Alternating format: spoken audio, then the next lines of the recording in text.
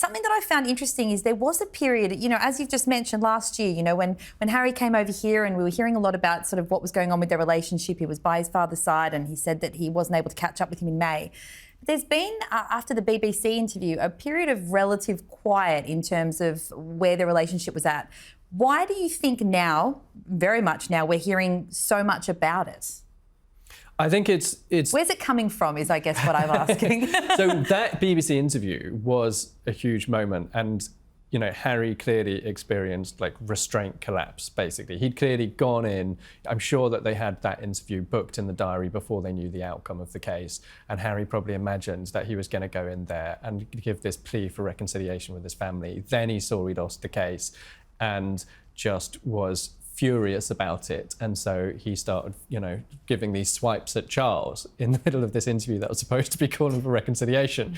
And so I thought that had a huge potential to blow any chance that he had, but it is promising to see these new meetings taking place. I think the reason behind it, though, is fundamentally because Harry had a clear out, and Meghan had a clear out of their PR team on both sides of the Atlantic. They brought new people in who have come with new energy and a real determination to move the dial in terms of public opinion, move the dial in terms of media coverage of the Sussexes, and that comes with it, move the dial in terms of the relationship with the palace.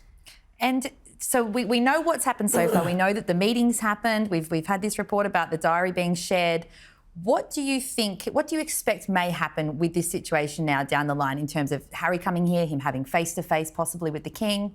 I think he's trying to get reconciliation before the King goes. I mean, he did obviously say in that BBC interview, I don't know how much longer my father has left, and obviously dropped a bunch more bombshells in that interview. It wasn't that long ago, so it's kind of crazy now that they're trying to share diary slots and trying to figure out how he can kind of get back in with the royal fold, because Queen Elizabeth II did say, you can't have it both ways. You can't be 1 foot in, 1 foot out royals. I don't want that. And I think that this is really betraying what she wanted for them. They need to choose. I just don't agree with this hybrid situation. They're like typical millennial royals who want to do gig economy jobs in the royal family or something. I don't exactly know what their whole plan is. It's a very confused strategy. And I do agree that they've got a better team who's clearly trying to fashion something out of this. But I just think it's a very confused, dilapidated thing, and I don't see it going anywhere. We can't really mention Harry without Meghan.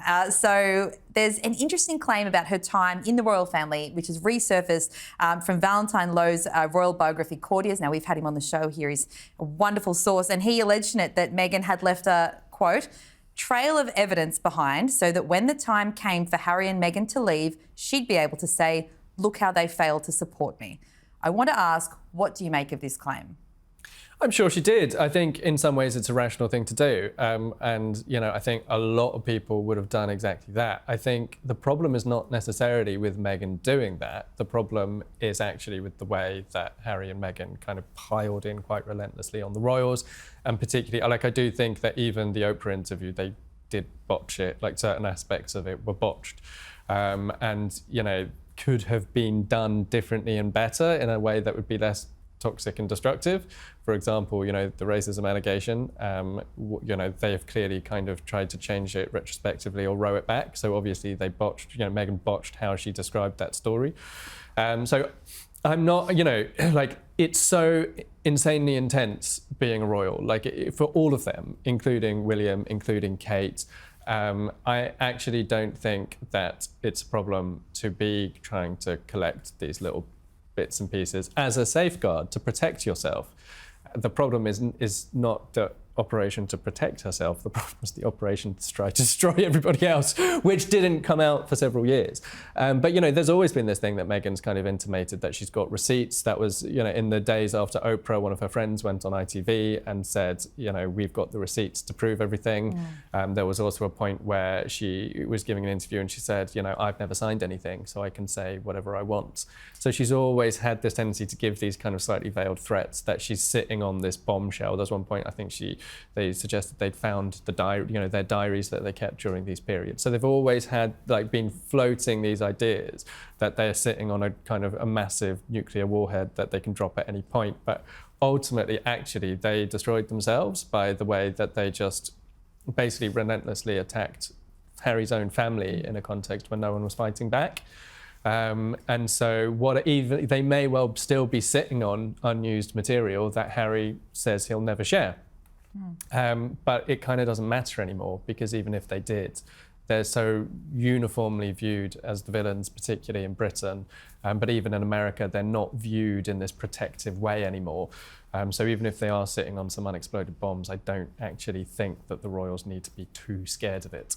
Well, this story hasn't been confirmed. That allegation hasn't been confirmed by either side, of course, I should say. If it were true that she had, let's take away the cynical aspect just for argument's sake then and say that she was safeguarding it. If it were true, has it been an effective strategy for her to collect that information? Did the quote that Valentine Lowe used was hijack the narrative as it turned against her? Do you think that was effective?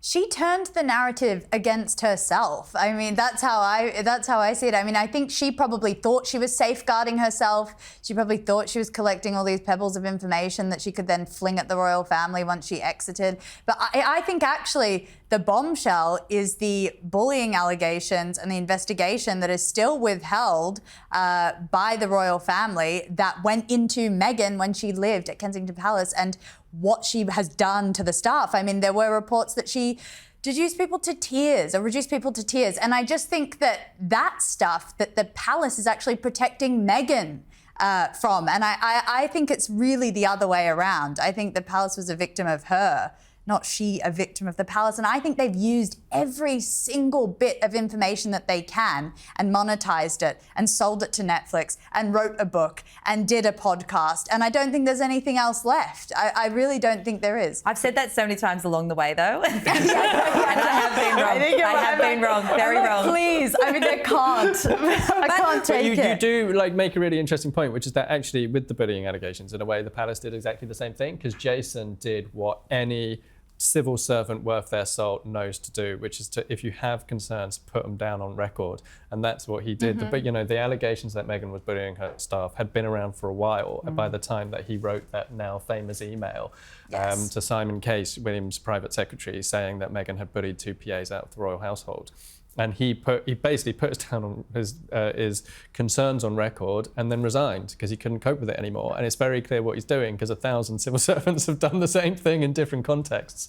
But it is rational and it is logical. But like you say, the way actually that it destroyed Meghan and Harry's reputations is actually not the fact that the allegation was made, but the fact that they didn't mention it to Oprah.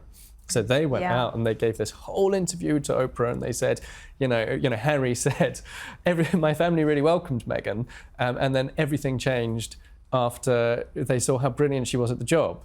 And that just isn't true, because we know that this massive argument was happening about whether Meghan was bullying the staff, and that was real. And so the fact that they didn't say it to Oprah ultimately was what was so undermining.